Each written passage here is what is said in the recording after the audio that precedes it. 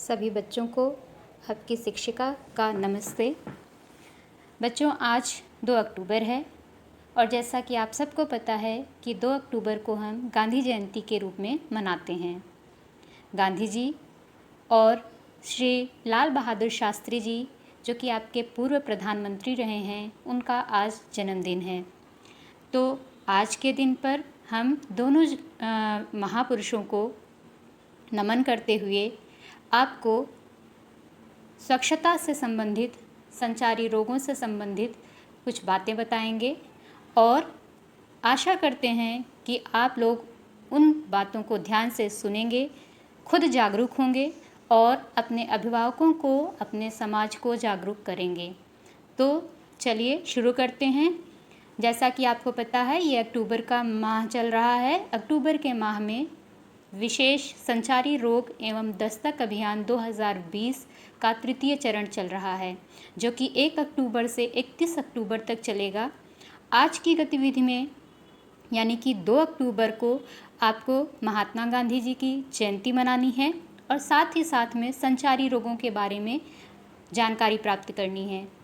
चलिए सबसे पहले आप लोगों को हम संचारी रोग क्या है इसके बारे में बताते हैं। इसके आगे हम उनसे बचने के उपाय, किस तरह से ये फैलता है, ये सारी चीज़ें आज आपको साझा करेंगे। तो जैसे ही बारिश यानी बरसात का मौसम आता है, बरसात के दिन शुरू होते हैं या मौसम में परिवर्तन होते हैं, तो अत्यधिक बरसात के कारण जगह जगह पानी भर जाता है, जिससे तरह तरह के नए कीटाणु रुके हुए पानी या गंदगी से पैदा होने लगते हैं, जो अपने साथ अनेक रोगों को जन्म देते हैं, जिसका प्रभाव मानव शरीर पर सबसे ज़्यादा पड़ता है। इन्हीं रोगों को मौसमी बीमारी, संक्रामक बीमारी या संचारी रोग कहते हैं। यानी कि संचारी रोग को और 2 नामों से हम जानते हैं, जिसको हम कहते हैं संचारी रोग हैं। तो संचारी रोगों को हम 2 और नामों से मौसमी रोग या संक्रामक रोग से भी जानते हैं। संचारी रोग यानी संक्रामक रोग जो किसी न किसी रोग जनित कारकों यानी रोगाणुओं जैसे प्रोटोजोआ, कवक, जीवाणु या विषाणु इत्यादि के कारण होते हैं। संक्रामक या संचारी रोग यानी इन्फेक्शियस डिजीज़ में एक शरीर से अन्य शरीर में फैलने की क्षमता होती है। इनका संचार कहिए या संक्रमण कहिए, बहुत तेज़ी से होने के कारण ही इन्हें संचारी या संक्रामक रोग भी कहते हैं। संक्रामक रोग हवा और पानी से मिलकर बहुत ही तेज़ी से फैलते हैं, जिसका सीधा असर मानव शरीर पर देखने को मिलता है, जिसमें ज़्यादातर छोटे बच्चे, बूढ़े ही प्रभावित होते हैं, क्योंकि इस आयु वर्ग के लोगों का शरीर रोग प्रतिरोधक क्षमता कम रखता है। इसी कारण संचारी रोगों की चपेट में बच्चे और बूढ़े अधिक आते हैं। चलिए अब संचारी रोगों को या संक्रामक रोगों या जिनसे हम मौसमी बीमारियां कहते हैं, इनकी सूची में देखते हैं किन बीमारियों को रखा गया है। सबसे पहले है डेंगू बुखार, जिसे आप डेंगू ज्वर कहते हैं, इन्फ्लुएंजा, मलेरिया, खसरा, चेचक, हैजा, सुजाक, कुष्ठ रोग, तानिकाशोथ, प्लेग, टिटनेस, क्षय रोग या टीवी, पीत ज्वर, हेपेटाइटिस, इसके अलावा जापानी इंसेफेलाइटिस भी इसमें शामिल हैं। अब इनके सामान्य लक्षणों को जान लेते हैं कि संचारी रोग है, ये कैसे पता चलेगा, किन लक्षणों से हमें इसकी जानकारी होगी। तो ज़्यादातर जो संचारी रोग हैं उनमें सामान्य लक्षण हैं, दस्त होगा, बुखार होगा, दिमागी बुखार हो सकता है, ज्वर चढ़कर उतरकर यानी कि बुखार चढ़ेगा फिर उतरेगा, ऐसा आ सकता है, जुकाम, अनियमित खांसी, बहुत तेज खांसी, उल्टी आदि सामान्य लक्षण संक्रामक या संचारी बीमारियों के आगमन को दर्शाते हैं। अब चलिए हम संचारी रोगों पर नियंत्रण और उनकी रोकथाम के उपायों पर नज़र डालते हैं। संचारी रोगों के लिए सबसे ज़्यादा बदलते मौसम उत्तरदायी होते हैं। तो ऐसे में यदि प्रत्येक नागरिक अपने स्तर पर इन रोगों की रोकथाम के लिए उपाय करते हैं, तो निश्चित ही काफ़ी हद तक इन रोगों के फैलने पर नियंत्रण पाया जा सकता है। संक्रामक या संचारी रोगों से बचाव के निम्न उपाय करने चाहिए। चलिए देखते हैं किन किन उपायों से हम इन रोगों से बच सकते हैं या उनको रोक सकते हैं।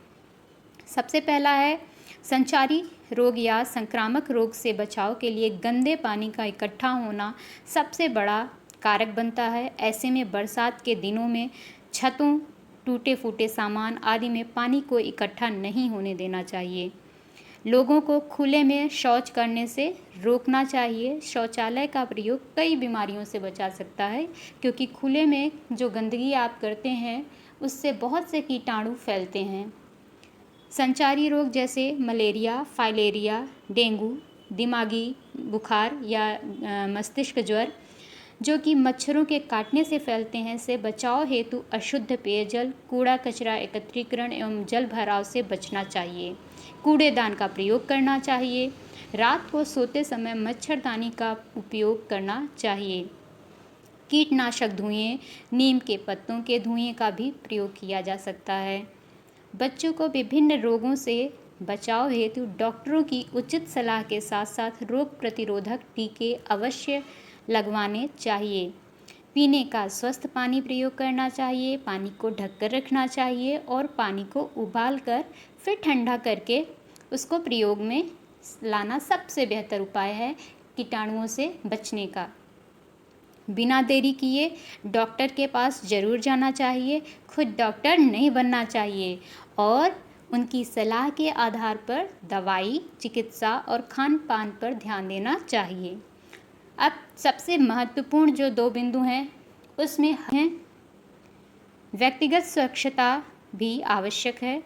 अपने हाथों को भोजन से पूर्व एवं शौच के बाद साबुन से अच्छी तरह धोना चाहिए। प्रतिदिन स्नान करना, दांतों में सुबह और रात को सोने से पूर्व दातून या ब्रश जो भी आप इस्तेमाल करते हैं ज़रूर करिए। नाखूनों एवं बालों को नियमित कटाई करते रहिए। सामाजिक स्वच्छता के अंतर्गत अगर हम देखें तो हमारे आसपास सफाई होनी चाहिए, कहीं पानी इकट्ठा ना हो, नालियाँ ढकी हों, कचरे का निस्तारण आबादी से दूर हो, खरपतवार, घास फूस इस मौसम में बहुत तेज़ी से बढ़ते हैं तो उनकी समय समय पर सफाई करवानी चाहिए। और अगर हम ये सारी बातों को ध्यान में रखते हैं तो संचारी रोगों से बचाव में हमें मदद मिलेगी, क्योंकि यही वो स्थान है जहाँ पर मच्छर, मक्खी या छोटे छोटे कीड़े, कीटाणु, जीवाणु, विषाणु सारे वहाँ पर पनपते हैं और हमें बीमार करते हैं। ये संचारी रोगों के बारे में मैंने आपको ज़्यादा जो आपको पता होना चाहिए ये सारी बातें मैं हमने बता दिया है। और हम चाहेंगे कि आप अपने अभिभावकों को, अपने आस पड़ोस में लोगों को ज़रूर बताइए। अब चलिए आपको कुछ चीज़ें और बता देते हैं। सूखा कचरा नीले डस्टबिन में यानी नीले रंग के जो कूड़ादान होता है उसमें डालना चाहिए। गीला कूड़ा आपको हरे रंग के डस्टबिन में डालना है। शौचालय का प्रयोग करना है, बनवाएं भी और उसका प्रयोग भी करें। अक्सर होता है लोग बनवाए तो रहते हैं घर में, लेकिन फिर भी उसमें जाने की आदत नहीं डालते हैं। तो धीरे धीरे अगर आप उसमें जाना शुरू करेंगे, उसकी सफाई रखिए, तो निश्चित ही आप प्रशासन का सहयोग करें। ये सारी बातें आपको सिर्फ इसलिए बताई जा रही हैं ताकि आप अपने आस पड़ोस साफ़ सुथरा रखने में शासन की, प्रशासन की मदद कर सकें, अपने गांव की मदद कर सकें। तो ये आपको पता होना चाहिए कि आपको कहाँ पर जागरूक रहना है। फिर देखिए, दरवाज़ा बंद तो बीमारी बंद। ये स्लोगन आपको याद होगा, बहुत ही अच्छा स्लोगन भी है और स्कूलों में हम लोगों ने आपको बताया है। आप सब इस बात से आपको पता है ये सारी बातें कि ये किस रेफरेंस में, किस बात के लिए इस्तेमाल किया गया है, ये किस दरवाज़े की बात कही गई है। यहाँ पर बात हो रही है शौचालय यानी इज्जत घर की। बिल्कुल ठीक, ये हमारा दरवाज़ा इज्जत घर का है। तो अगर हम शौचालय का इस्तेमाल करते हैं तो हम कई बीमारियों से बच सकते हैं। स्वच्छता अपनाएं, गंदगी न फैलाएं, सदैव कूड़ेदान का प्रयोग करें, यहाँ वहाँ न थूकें, कूड़ेदान का प्रयोग करें। शौचालयों का उपयोग कीजिए, शौचालय में किसी भी तरह का कूड़ा न डालें और साथ ही साथ शौचालय को समय समय पर साफ़ करते रहें। अब कुछ ऐसे आपके संचारी रोग हैं जिनके लक्षण, उनके फैलाव, उपचार और रोकथाम के उपाय दिए गए हैं, जिसमें ज़्यादातर आपको दिया गया है कि बुखार एक सामान्य लक्षण है और इनको मच्छरों से ये ज़्यादा तेज़ी से फैलते हैं। ज़्यादातर बीमारियों में आपको टीकाकरण उपलब्ध है, तो टीकों का समय पर लगवाना ज़रूरी है बच्चों को, ताकि बच्चे इन बीमारियों से दूर रह सकें। रोकथाम में आपका सबसे बेहतर उपाय है मच्छरदानी का प्रयोग कीजिए। टीकाकरण के बाद आप मच्छरदानी का प्रयोग करिए और शरीर को के ज़्यादा से ज़्यादा भाग को ढक कर सोइए, जिससे आप अपने आप को इन बीमारियों से, संचारी रोगों से बचा सकेंगे।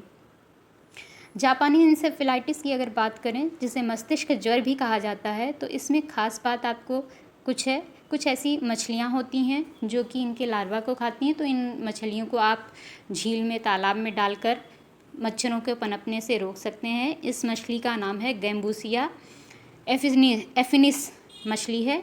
इसके साथ में आप टीकाकरण करवा सकते हैं।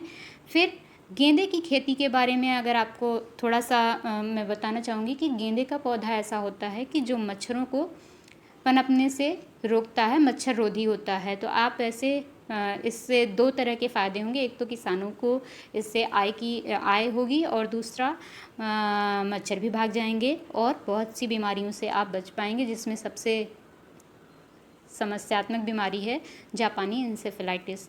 तो आज मैंने आपको कई बीमारियों के बारे में, संचारी रोगों के बारे में बताया है और ये PDF मैं आपको शेयर कर रही हूँ।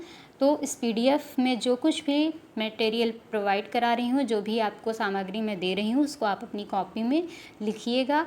जहाँ पर बच्चों को कोई भी समस्या हो, आप मुझे मैसेज कर सकते हैं, लिख सकते हैं, उसका समाधान ज़रूर करेंगे।